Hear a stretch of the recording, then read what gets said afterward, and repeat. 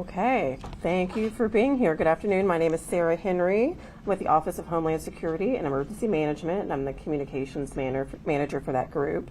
Austin Center for Events works really closely with all the event organizers over the fall's festival season to really make sure that we provide a safe environment for folks to come to Austin and enjoy great food and great music and all the things that make Austin's culture special. We set up an event operations center at the festival with staff from all the public safety agencies who you'll hear from today as they are joining us this afternoon. From the Event Operations Center, we geofence the festival footprint so that we're able to provide essential services like law enforcement, fire, and medical services within that footprint. And what that allows us to do is to not interfere or get in the way of providing those essential services to the rest of the city while we have so many visitors and folks attending the special events that we have over the next few weekends. The Office of Homeland Security, in addition to having folks on site at the festival, we also will have people at the Emergency Operations Center and staff on standby to support in the event of an emergency. Really our priority is to make sure that everyone, both festival goers and the general public who are just going about their day to attend businesses and go to their homes in the area, everyone in the city is able to be safe while these special events are here. So now we'll get into a little bit more details about some of the specific things that folks can do to stay safe. So I'll share some transportation information and then we'll pass it along to our public safety partners. So from a transportation perspective, what we encourage everyone to do is to plan their trip in advance before they head down to the festival. A couple of road closure things to keep in mind. All the roads surrounding Zilker Park, including portions of Barton Springs Road, Stratford, and Lou Neff Road, and Toomey Road, all of those will be closed to traffic, but there's plenty of ways to get around to the festival. So the best resource is going to be Get There ATX, and that will help you plan your trip, whether you're taking a bus, a shuttle, a bike, or whether you're using a micromobility service. The shuttle service is going to be set up at Republic Square Park in downtown, and that'll take concert goers directly to the main entrance.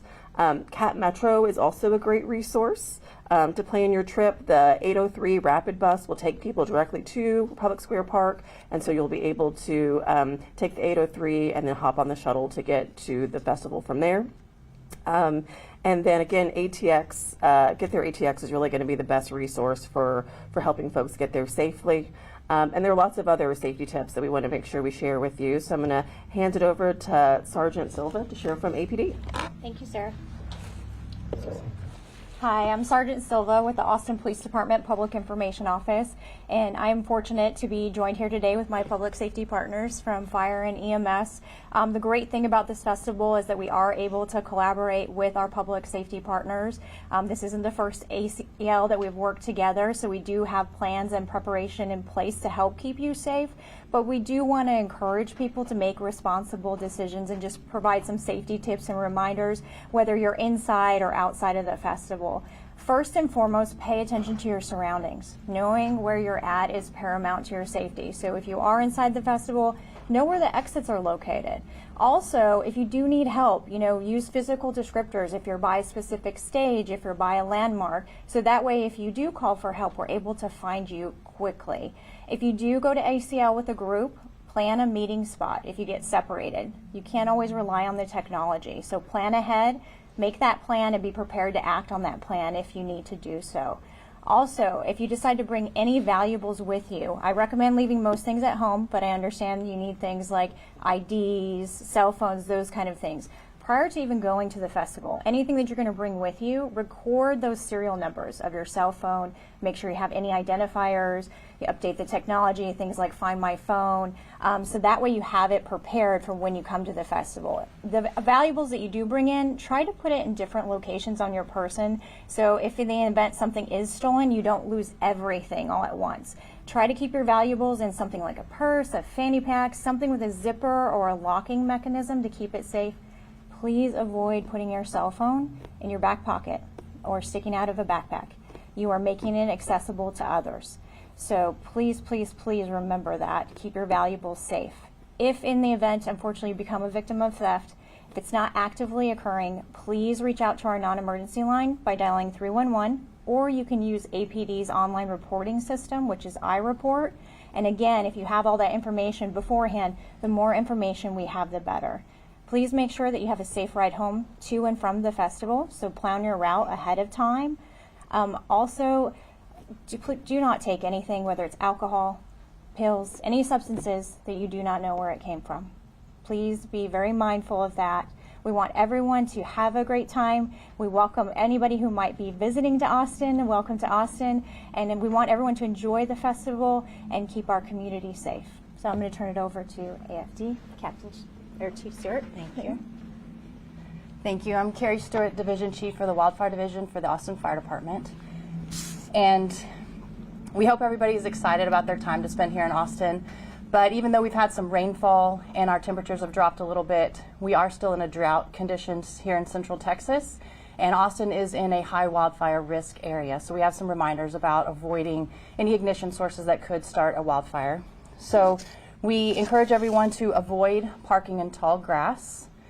Use caution when enjoying our trails and our natural spaces that Austin is known for and that are beautiful in our area. We also encourage you to dispose of any smoking materials appropriately. And to reiterate one of Sergeant Silva's points, make sure that you have a meeting plan with anybody that you're going to the festival with in case we do have a wildfire or any other emergency that requires an evacuation. We also encourage you just to listen to first responders and enjoy your time here. And just make sure you're following instructions of any first responders. If you have any questions about our wildfire risk here in the Austin-Travis County area, you can visit atxwildfirehub.com and enjoy your time. I'm going to turn it over to Austin-Travis County EMS, Captain Stedman. Thanks, Chief Stewart. I'm Captain Krista Stedman with Austin-Travis County EMS. Like both Sarah and Sergeant Silva mentioned, this is not our first rodeo with the fall festival season. We've kind of got it down to a science at this point. Sarah mentioned how we treat the festival, and Austin-Travis County EMS is going to have dedicated command units, dedicated ambulances, dedicated special response units, all working within that geofenced area, which is essentially a city within a city, right? So we'll have all kinds of dedicated resources just to the festival. So like we mentioned earlier, we don't affect the wider system. We want people to remember that even though the weather's supposed to be really nice, it is going to get sunny, so you want to make sure that you're preparing yourself, especially if you're from out of town and you're not used to the Texas sun and the Texas heat. It can really do a number on you. So just make sure you're preparing your body, make sure that you are hydrating, make sure you're using things like caffeine or alcohol in moderation. Make sure you're wearing sunscreen, wear a hat just to protect yourself from the sun if it gets too hot. Like both Sergeant Silva and Sarah mentioned, there's too many options for you to get home safely. Please don't drink and drive. We don't want to have to be running those kinds of calls after such a fun festival. Please don't take anything that was not prescribed to you and dispensed by a pharmacy. That includes pills, that includes smoking things. It's just not a good idea. There's too many things that can go wrong, and we don't want to see anybody have a terrible time at the festival. Make sure that you're keeping your phone charged before you go, and like they said, we have a planned rally point. I would encourage everybody to download the What 3 Words app, and What 3 Words is a location-based app that basically narrows everywhere in the world down to a 10 by 10 foot square. And it's really helpful if you're in a large crowd, like out at the festival, or if you're moving to and from the festival and you don't know where you are, especially in an emergency. So go ahead and download that app now. Make sure that you know how to use it, and then if something happens, you know exactly where to tell first responders that you're at. That's about all I've got. I'm going to turn it back over to Sarah. Thanks, Captain. So in conclusion, we really just want everyone who's coming out to the festival this weekend to have a great time, enjoy the beautiful weather. Finally, we're going to see some cooler weather this weekend, but do it safely. Make sure you're planning your route ahead. Make sure you have all the safety things that we've mentioned in mind as you head down to the festival. And with that, we'll open it up for questions. So if you're on the grounds and you need help for whatever reason, what should you do? Let me take it. So like I mentioned before, obviously knowing where you are is paramount. That's why we want people to pay attention to landmarks. We want people to pay attention to what stage they're by, or use the What 3 Words app. You can call 911. If you see somebody that's from public safety at the festival, you can flag them down. There's lots of options. If you are, let's say you're experiencing an exacerbation of a medical condition and you're okay, but you do need some assistance, there's also a medical tent that you can go to, and any of those options would work. And I will say for the public safety side, we will have officers both inside and outside of the park. So if you need help, flag one of us down. That's what we're there for, is to keep you safe. So please let us know. We're there to help you. We're there to keep our community and the festival goers safe. Back to EMS, in years past, y'all have had teams out there called like the SWEAT team. Are y'all going to be having that initiative going on? So SWEAT is actually a private medical provider that contracts with event companies. I can only speak to what Austin Travis County EMS is doing, but like I said, we'll have numerous dedicated special response units. We'll have dedicated ambulance. We'll have dedicated command units, as well as a dedicated communications unit. So EMS has got you covered at ACL. Any other questions? When it comes to public safety, like you said, y'all been doing this for a while now. What are the biggest things you see every year that you'd really like to stress to the public, the pitfalls to avoid when it comes to things you're seeing every year? Yeah, that's right. I think for on the department side, the same things that happen during the rest of the time of the year. We take every crime seriously, and that's why it's so important when we have big festivals like this that we do utilize the resources that we have available, that we do have those operational plans in place, that we do have officers both inside and outside of the park. So if these things do come up, we are prepared to assist and address any of those issues. So whether it's ACL or just a normal day here in Austin, Texas, the overall goal of the police department is to keep everybody safe. What are some of the most common things that each of the departments respond to when it comes to issues with ACL?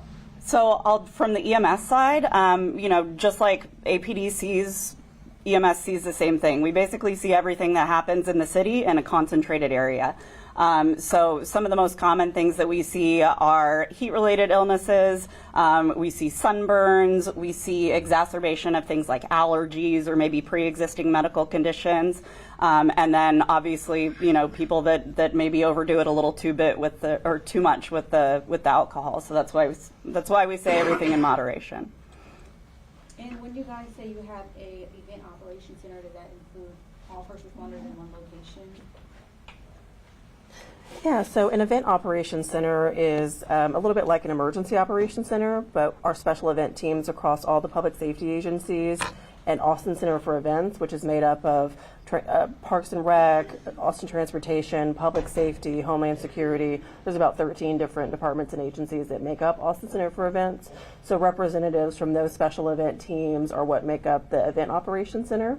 And so typically we set those up for some of our larger events in the city, including ACL. And so we'll have a central command at the park where we're able to sort of manage communications and any emergency needs as they come up. All the officers that are going to be there, are they coming from their normal shifts to be there, or are these additional people that have been pulled in? So the officers that will have both inside and outside of the park, we do use overtime. There are different contracts that we work, things like that. We do utilize the resources that we have available because we do know that we will have a lot of people, again, in a concentrated area, and we want to make sure everybody's safe. But we will still have our officers on day-to-day patrol, out here in the Austin community, even with the festival going on, because again, the overall priority is to make sure that everyone is safe. Will your new reserve unit be utilized here?